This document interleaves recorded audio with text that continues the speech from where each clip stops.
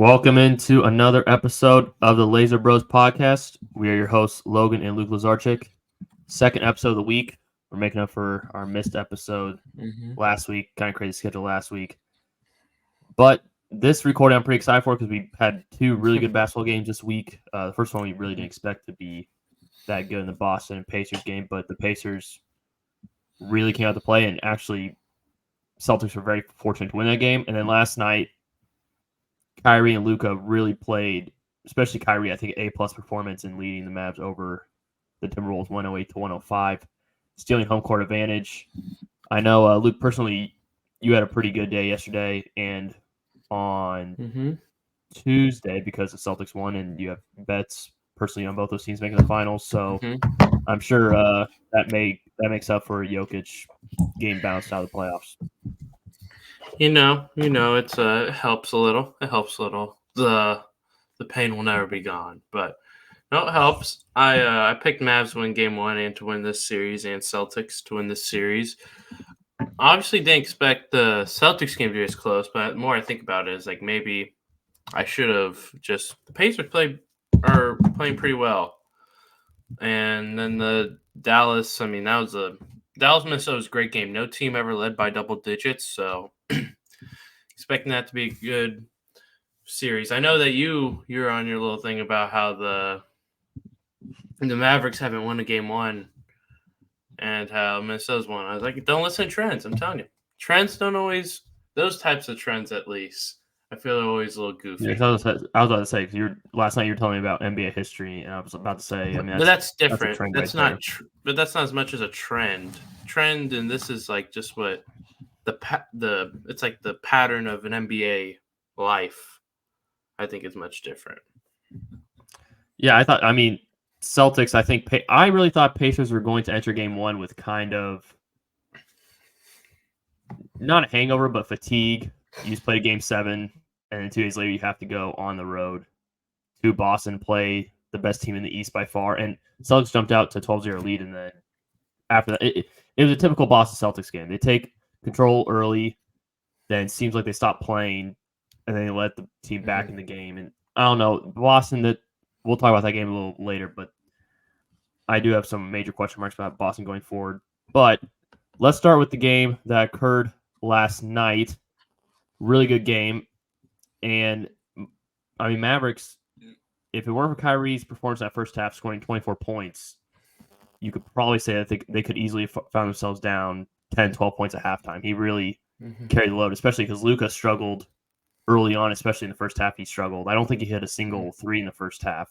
And this game, it was really weird because it felt like Timberwolves had control early on. Jaden McDaniels was playing really well.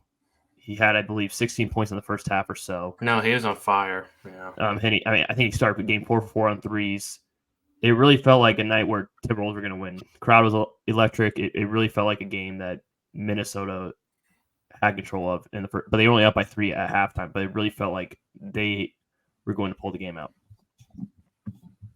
I mean, I think that just kind of symbolizes a lot of like the Mavericks just find a way. I mean, a lot of these playoffs, it's been their role players, specifically Derek Jones, PJ Washington, even Max Kleber, who is out right now. He had a game where their wings have stepped up, hit big plays, and for the most part yesterday, there wasn't much of that. I mean, PJ Washington had a big late 3, but it was a lot of Kyrie and Luka. I mean, that's what they're so great. I mean, I don't think Minnesota. I mean, the one game that Kyrie and Luka played in regular season, I mentioned last time, they each had over 30, and then they each had over 30 again this time, and drop coverage wasn't working. I mean, I think that's the most everyone's talking about drop coverage because Stan Van Gundy kept saying it.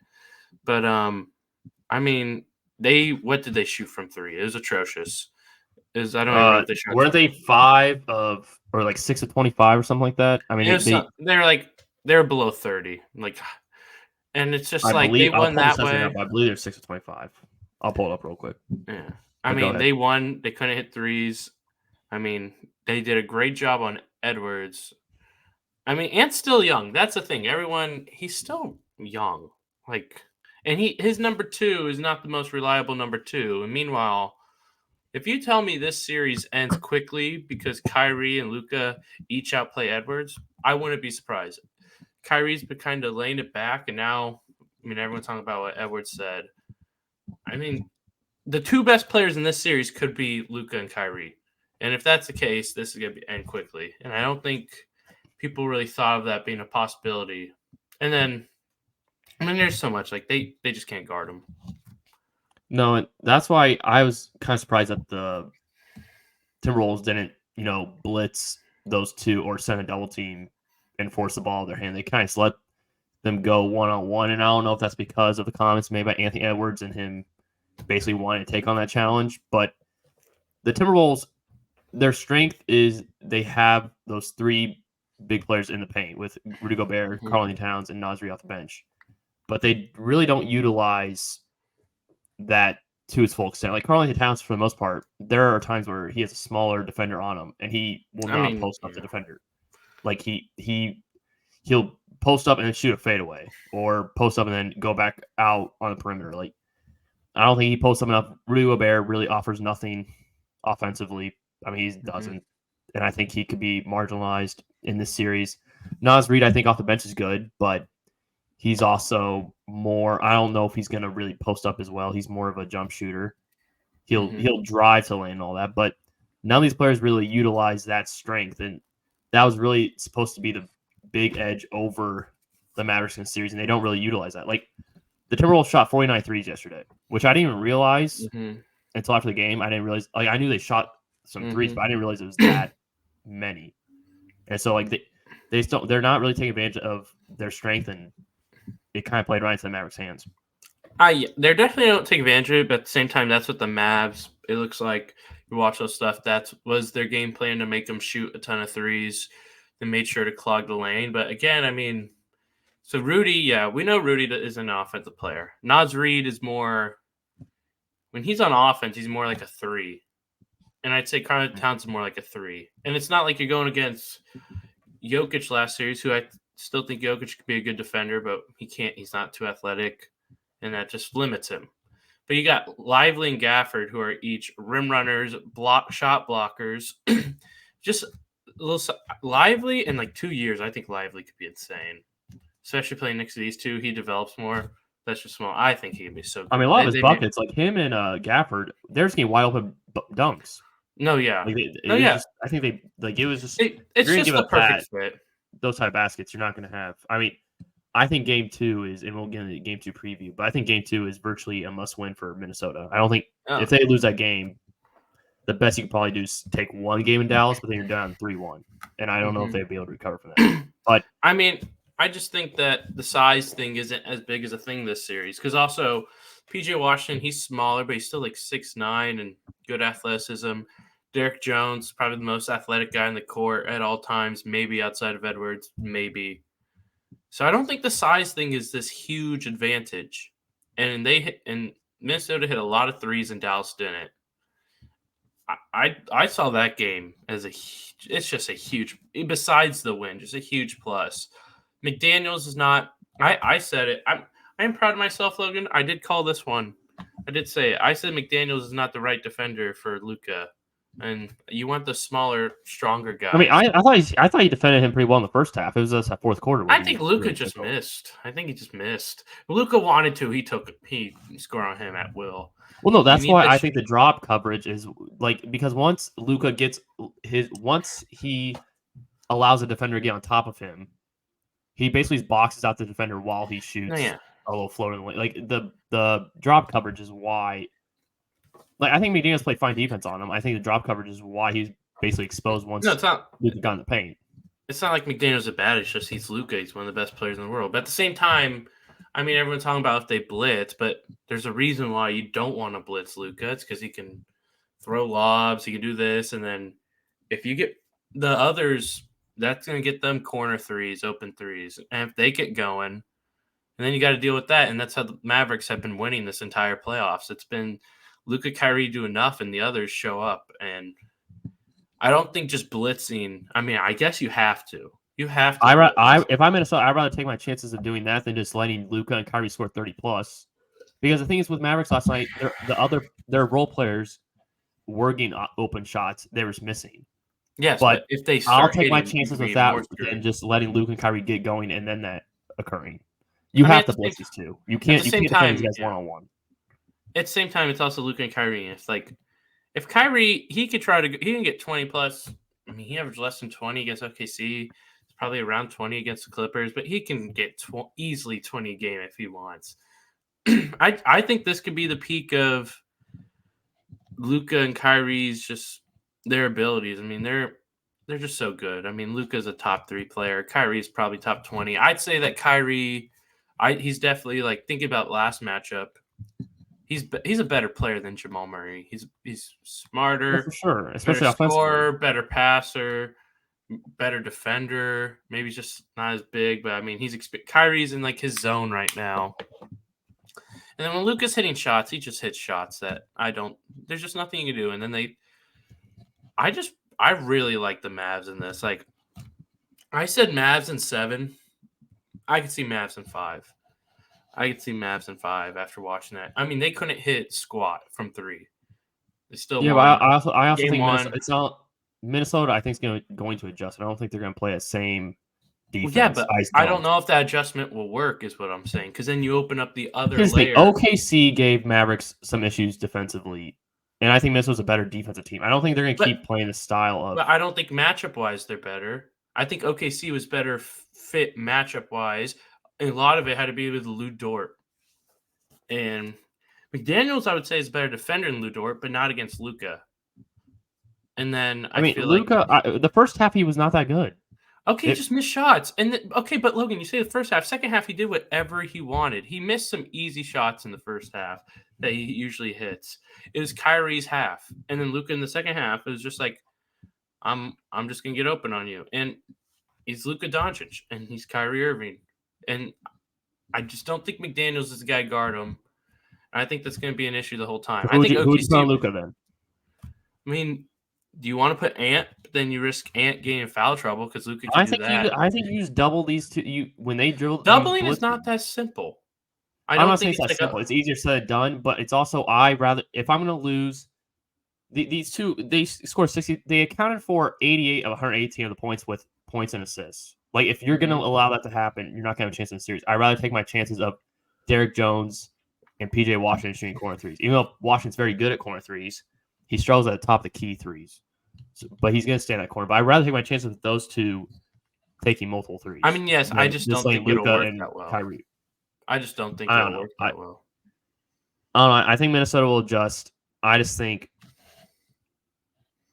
from a Minnesota perspective, I think last night was, a warning sign because they got out-rebounded and they gave up 62 paint points, which I also think was absolutely ridiculous when you have these basically towers in the paint. Like, I don't know. Minnesota, I think that's another thing is when Anthony Edwards is off the court, where is their offense going to come from? And I mean, you would like to think it's Cat, but I just don't think he's that dependable. Yeah, that's the whole thing with like if Ant is 22 years old. I mean, Ant was tired. He's 22 years old, and it was game 1, and he was tired. Well, they just came off a 7-game series. Okay, so the Mavericks have just came off 2 6-game series where their best players. And Minnesota in that game 7 was down by 20 and had to put all their effort. Okay, yeah, but you act like the Mavericks have been chilling. They've played 12. I'm not saying at all, but I'm saying there's context within that game 7 that they were down by 20. Okay, but look at game 6 for Mavericks. Mavericks were down by like 15, and it came down to the very end. Mavericks had one more day of rest, and their best player has like 7 injuries. I don't think that's I mean, he's young. I think the thing is everyone's calling him Michael. Maybe he's the next Michael. Maybe he is. But again, Michael had these moments. And so I don't think it's shocking that Ant is having these moments. And the team, I mean, their team is, I mean, you don't trust Cat fully. And meanwhile, I mean, the Mavericks, your top 2 guys, Kyrie is like one of the best vets in the league. And Luke has been dominating since he was 14 years old in pro leagues. And now he's 25. I just think the experience is on the Mavs side. The best players on the Mavs side. The matchup is on the Mavs side. This could go 5. This could be 5. See, I don't want to be too reactionary because maybe game 2 it completely flips and Timberwolves not figured out, but they play really well and win. And I don't think you're going to be comfortable saying in 5 Timberwolves, I mean, figure that happens, some things but out. I'm And just I'm looking not, at what I game saw. 1, I'm not going to be The too reactionary matchups. over game 1. The matchups of what I saw. I think OKC was better built to guard Luka, and like the players who have guarded Luka, what team when he's healthy has he killed in the playoffs the most? The Clippers. And then you know what? There are 2 defenders who they usually throw on him. The 6'9" guys with a lot of length, Kawhi and Paul George. Kawhi's one of the best defenders ever in his prime, and Luka's killed him for like 40 something in a game 7. So I said I didn't think. I think that's what it really comes down to. OKC had Lou Dort, which gave Luka a lot of issues, and McDaniel's just you could throw Edwards, but then you risk so much with throwing Edwards on him. I think it's a great matchup for Dallas after what I saw. Do you want to go right into the game 2 preview, or do you want to talk about the Eastern Conference Finals? I mean, we can go game 2 preview. I mean, gave a lot of it already. So, based on what I'm hearing, do you think Mavericks win game 2 then? No, because I still think Minnesota gets a win. And I'm not sure it's 5. I'm saying 5 or 6 right now. But if I had to pick Minnesota in game 2, they're still a good team. It was close. I just think throughout the entirety of the series, Mavs style. But to take both home games, I'd be a little surprised. Yeah, I think Minnesota wins. I am interested to see if they either play Rudy Gobert less or if there's going to basically force him not to play drop coverage. I think Rudy Gobert honestly played well. I thought he played well. I think there's a lot of times where Luka can do exactly what he wanted to do because of Rudy Gobert. I think there's a lot of times where – because I think Rudy's played some solid defense on Luka in the past. Like that one time where it was just Rudy and Luka, Rudy played well. I don't think you could take Rudy out of this series. I'm not saying take out completely, but if he's going to keep playing the drop coverage, I mean, he needs to step up. I'm not saying like step up in his play, but I'm saying step up and not just sit deeper. Yeah, but if you take him out of the game, the Mavs will dice him, and they'll get so much more at the rim. You really want to trust Karl-Anthony Towns as like your rim protector? I think Rudy did a lot of rim protecting. I'm not saying take him out. I'm just saying I think they just have to alter the way they play defense. There's no way they can do that again. Because the scary thing from the Timberwolves side is that the Mavericks were missing open threes. Like PJ Washington missed a lot of open threes. Derek Jones, I don't think he's going to hit a lot of threes in the series. I just don't think he's going to replicate what he did in the previous series where he's hitting threes consistently. But you can't leave PJ Washington open, especially in the corner. So I think Minnesota wins. I think they respond. And it may just be a game where Anthony Edwards is more aggressive because he was gassed last night, especially in that fourth quarter. He was super tired. Like you didn't really see him attacking like he usually does. But I think game 2, I don't think he can afford to play second fiddle and let these other players. I think he has to get going game 2 because the last 2 games he struggled at least shooting the ball. He's 6-24 in game 7. I believe last night he was somewhere in that ballpark. It wasn't as bad. But I mean, this could seriously just be where Anthony Edwards. I mean, he's a great player, but he was not shooting like this in the regular season. There could be a chance that he's put a lot of offensive effort, put a lot of defensive effort, that he slows down here. And that's also why I think it could be 5. There's a chance Ant does not replicate his play of those big games against Denver and his insane series against the Suns. I mean, Mavs did pretty well on him. When he did go inside, he didn't have a lot of success, even though he didn't do it much. They did a lot of he had a couple turnovers, I think, when he drove, like that one where they called a jump ball and they reviewed it. I think there's 2 of them that were off of him that Dallas then had to review. So yeah, there's that one, and then there's one where he thought it was a foul and it went off his wrist. Mm-hmm. And so I'd expect him to be more aggressive. I expect him to play pretty well, but I would not be surprised if he struggles again. I think PJ Washington and Derek Jones did a good job on him as well. So I'd expect Minnesota to win, but I'm I was 50-50 on game 1. And then this one, I'm like 58% Minnesota. Okay. And another thing I think is like way overstated is the fact that people say Minnesota's a young team. It's just that they're led by a really young player. But I don't see them as a young team. I mean, I mean, Gobert's they are 31. young. Karl-Anthony Towns is 28. Okay, Mike but Conley's okay, 36. Like I don't. okay, When I think of young team, I think of like Oklahoma City or like this. I don't see this team as a young team. Their best okay, but player's super young. yes, but your I best don't. I don't. player is a lot. And let's be honest, Conti Towns, he may be 28, but he plays like he's 22. And then McDaniels But is young, Alexander Walker's young. I mean, Gobert and Conley are vets. Naz Reid is young. Kyle Anderson's a vet, but he played it more than you'd expect. But I'd still consider them an inexperienced playoff team. I mean, has Conley ever been to the conference finals? Yeah, Memphis went a couple times maybe. And I think Jazz went. Did Jazz go to conference finals? I thought they did against. Have they actually ever? I don't think they have actually. Because I was thinking, because it's Jazz Clippers. Did they go to 7 where Clippers won and then they faced the Suns? I want to say that's what it was. Yeah, Suns won. Yeah, so I mean, they have one conference finals. Mike Conley just may have one conference finals appearance. And meanwhile, in Dallas, I mean, they don't have a ton, but Kyrie's won a championship, and Luka his conference finals and all his Olympic basketball stuff. So oddly enough, I still think the Mavs are a little more experienced, which is wild. I still don't. I'm not arguing that point, but like when people say they're a young team, I think I when don't your agree with best that. player's age has so much to do with where you really are. Anthony Edwards leads that team. Okay, then you could say I don't think that basically make. What if you have a 22-year-old and everybody else is 30 plus? I don't think that's a young Okay, team. but not everyone else isn't 30 plus. And again, they have one one conference finals appearance on their roster, I believe. And I'm not even 100% sure Memphis made it. I'm pretty sure they have, but I'm not 100% sure. So they're not too experienced. Their best player's 22. I think that does account for a lot. We've done a lot of talking about this series. Let's move over to the other side, the Eastern Conference.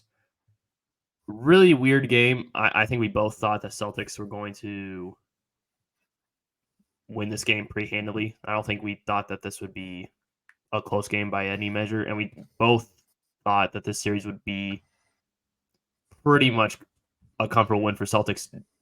Did game one sway you at all, thinking that this could be like? Do you think this is a 6-game series now, or do you still think Celtics find a way to win in 4 or 5? I would say that it's more likely 6 than it's 4, for sure. I would still pick 5, but I do think that, I mean, Miles Turner was feeling it. And here's the thing, if Celtics win this game, it could be game 3 and Porzingis is back, and that changes everything. So you always have to take count that. So that's why I'd still pick 5. But I feel like Pacers get a game. I was impressed. Turner was really good. I think that, I mean, defensively, I don't think they still can't guard the Celtics. But Turner's good. I mean, their one way to guard Celtics make Al Horford shoot a ton. And if Porzingis comes back, a lot of that's gone. The Celtics. Al Horford shot 12 threes. I mean, yeah, that was a game plan. You can tell that was a game plan. This is why I'm starting to lean whoever wins the West, I think wins the finals. Celtics, I just think they're way too reliant on 3. Like I think Al they're good Horford enough shooting though. 12 But once you put threes. in Porzingis, if you put Porzingis in that, he may hit 8 of them if he's open like that. I mean, Porzingis changes so much, in my opinion. I think he changes a ton. When you have Al Horford playing like 20 minutes, you really like that Al Horford. But when you're playing 40 minutes, that's too much. That's why I think this game 2 is so important for the Pacers to make this a series. Because if they lose this one, then it's 2-0. Celtics haven't been up 2-0 yet. And then Porzingis comes back. And it's not like his role is going to be some weird, like, oh, how's it fit? It's like literally just play like Al Horford, just do it better. I think, but and I said this after the game. Go ahead. I was just going to say, I think the Pacers are better than I thought. I think that they grew in that Knicks series. I mean, they should have won this game. They screwed it up. Halliburton, not good at the end.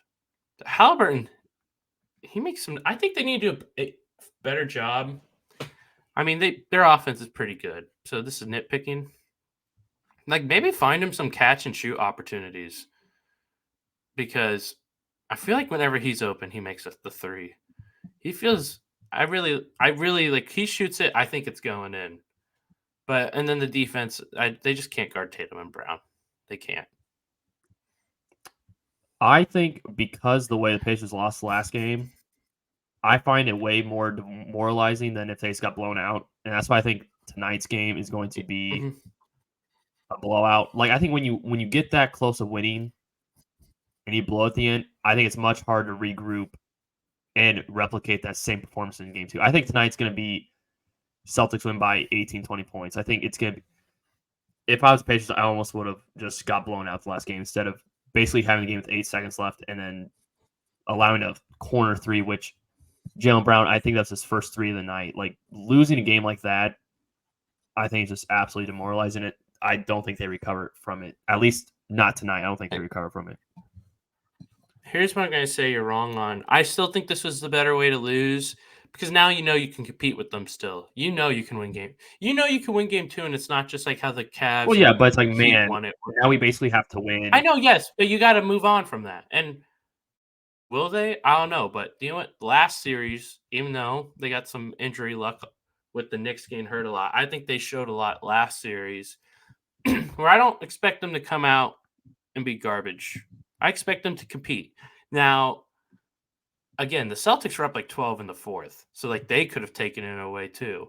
So, could I see that being like that and then the Celtics take it away and then they really take it away? Yes. But I expect for at least 3 quarters this to stay competitive. I mean, you did have some, like, is Miles Turner going to play that well, even though he's been pretty good? Nembhard That's what made I'm some saying. nice shots. Other than them starting the game out down 12, they almost basically had a perfect performance. Like no, but they were down in the fourth by 12, I'm pretty sure. And then they kind of screwed that up. The Celtics did. I just think I don't now because the thing is the Celtics. I think now because that this also plays a part into it. Now that they have basically noticed, okay, we can't play like that again.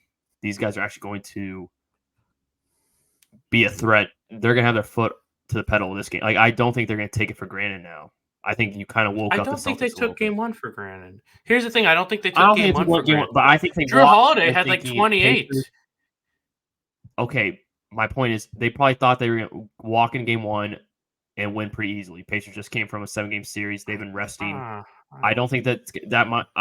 Pacers.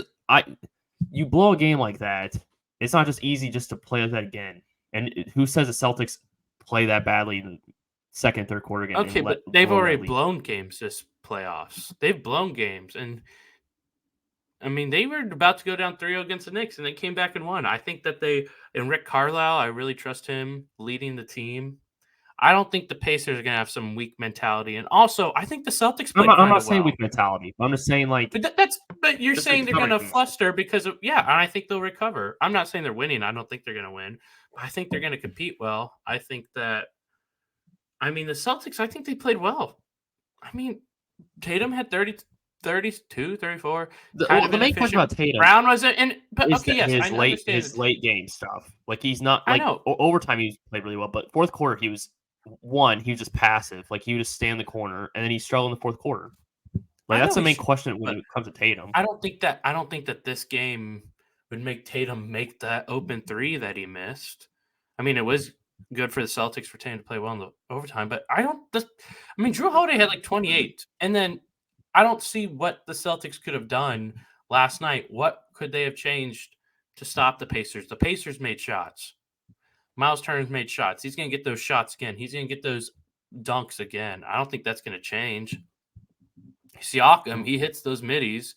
Some of them were contested. He just hits those. I mean, I don't think the Celtics could have done a ton to.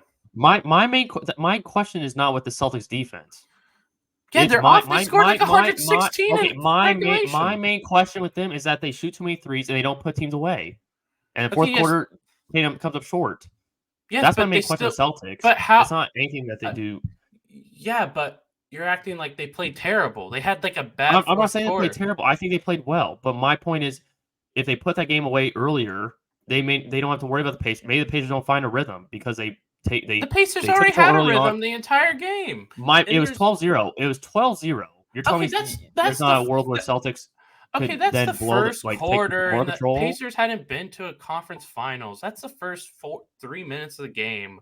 I'm not putting that much stock into 3 minutes, man. That's 3 minutes. The Pacers came out after that in their first conference finals. The Celtics have been there. The Pacers haven't, and they responded because they have shown. Even though I thought they were kind of soft, they respond. I mean, they respond. I think it's that simple.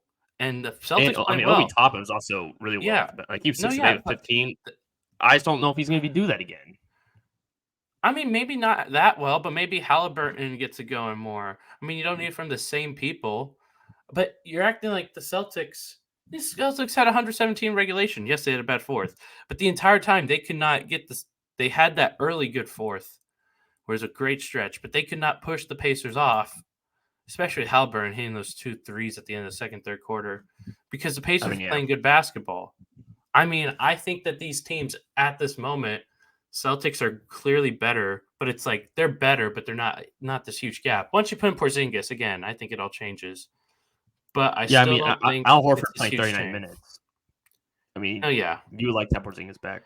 I would try to play Cornette more, just have Tatum play some of the 5 and make Turner have to guard Tatum, or then he has to guard like I don't know. I think they should mix it up a little. I think they should, but I don't know if they will because I still don't trust Joe Mazzulla. It's about how there's a lot of things I don't trust about them, and I'd still pick them to win the finals. They're just so good.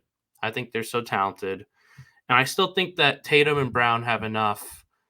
I'm not playing well. The other picks it up, and then Brown picked it up, and then Tatum in the overtime was great. So it's like I have confidence Celtics win, but I don't think it's like Pacers playing bad. I think Pacers just are not as good, but they compete hard, they come back. It's oddly, I think, a positive for both teams in a way, even though both teams kind of screwed up. I mean, yeah, the late game stuff is like Indiana blew that game twice in 30 seconds. Yeah. In the final 30 seconds, like they had the ball, Halliburton dribbles it off his foot, and then the throw in. No, it's a great experience for Halliburton to have because he's 24, 25. It's like Edwards. There's this development with these young guys that kind of has to happen for Halliburton. You kind of screwed this game up.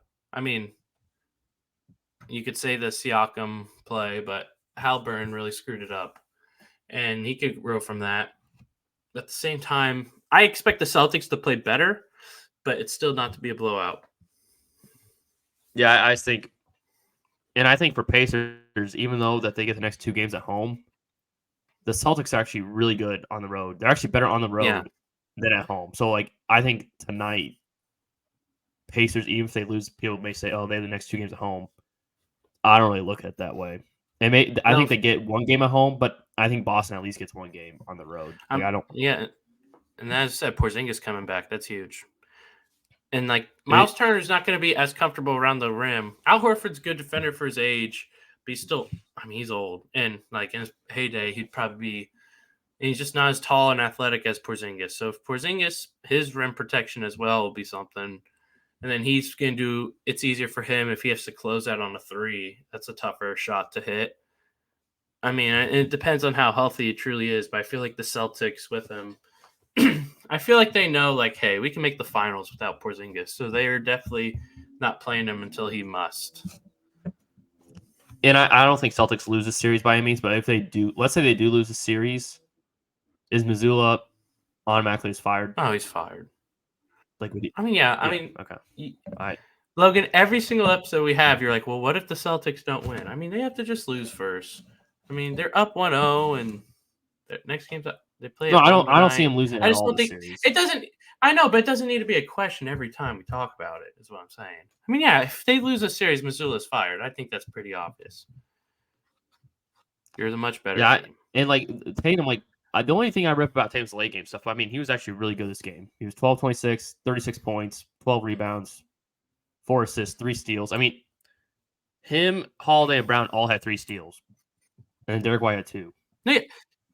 Tatum does a lot of the other stuff really well. I think he lets his teammates have their moment. He doesn't if someone's having it, he doesn't screw it up and get in their way. I think that's very good of him. He's a great rebounder. He's a pretty dang good defender. If he just hit, and he doesn't, if he hit more threes, I mean, he's one of those players. If you told me he was a little better at threes, because I think he's not that great, and that he was a little better at the end of games, I mean, he's probably never going to be the best player in the world because he doesn't have that straight thing, but he could be the most He's just not well-rounded aggressive at player in the times. entire world. I would like to see more aggressive. I don't think that's it. I don't think that's exactly it. I think he drove to the lane. I mean, that fourth Fourth quarter though, he just didn't really do much. He didn't even look to. I mean, no, he didn't do much, but aggression doesn't have to be. Oh, I have to shoot 10 times. I don't think that's exact aggression I'm not saying that, per se. but they also he just stayed in the corner. He stood 40 feet from the basket and stood there for most of the quarter. I mean, yeah, that's not great. No, that's not great. But I don't think he's inaggressive or unaggressive. Is it just not aggressive? I don't know. But I mean, when Porzingis on the court, all 4 of his teammates in their best lineup are all-star caliber players in some respect. Brown definitely is. Holiday was great. He scored 26, 28, and then big plays on Haliburton. Derek White, I mean, at times he looks nuts. And Porzingis has made multiple All-Stars, I believe. Or has he just made one? I don't know. But either way, I think I'm fine with how he lets his teammates do their thing. So that's why I'm fine with that too. I'm still confident. I'm just saying late game stuff is. I mean, yeah, he's not great late game, but that's my biggest question mark for Tatum. That's it, really. Oh yeah, he misses shots though, like that. He had that top of the key 3 to tie it, and he missed it. But that's what having Jaylen Brown. I mean, he makes some big plays. He doesn't have all these buzzers, but he makes some big plays, and that's what's so awesome about having Jaylen Brown. And then you have these 2 guards, and you're about to have Porzingis. Again, the starting 5 for the Celtics healthy is just so good, and they haven't even found a rhythm yet these playoffs. And if they can beat the Pacers and then find a rhythm in the finals, Luka or Ant would have to have an all-timer to beat them if the Celtics find a rhythm. Yeah, it actually Kyrie going against the Celtics, that'd be a pretty cool storyline. No, yeah, people aren't really talking about that. That could be fun. I think it's an underrated storyline. No, yeah, no one's really talking. But it's not I remember Kyrie was stepping on the logo, but that's not the. That's an old Kyrie. It'd be interesting how he'd act, and he was burning the sage and stuff when he's with the Nets. But I don't think he's the same person. But so it'd be interesting how he'd come at it at this peaceful way. I still think Mavs Celtics is most entertaining, because then it's with Mavs Celtics, hypothetically, Luka wins the title. He's the best player in the world. Didn't you say this last episode? Yeah. This last. No, yeah, but it's just he could be best player in the world. But if Tatum wins, he's not the best player in the world. I think that's fun. Anything else you want to add before we close out today's episode? Shorter episode today, but no, yeah, shorter episode. I mean, when it's just 2 games. I don't know. I think that we have great basketball right now, and I think that's. I am surprised you aren't not betting on the Mavs. I was right because you seem very confident. Well, I meant another bet where you have them. And I just win the series because I think they're only minus 190 to win the series. I mean, I bet on them in game 1 and they won. So I'm not. I mean, I've invested in the Mavs. All right, well, that will do it for our episode today. Make sure to like the video, subscribe below. Also follow us on Spotify. We always appreciate the people who do watch our episodes, and we're trying to grow this. So we're trying to get to 50 subscribers. That's our next threshold. We're at 37, I believe. So, spread the word around. 50 is definitely a milestone that we would like to reach. Mm-hmm. But until then, we'll see you guys next week. Probably with more basketball coverage and possibly football. I don't know. We may have to wait about another month or so until we talk about football. Yeah. But until then, like I said, make sure to subscribe to the video and follow us on Spotify. Peace.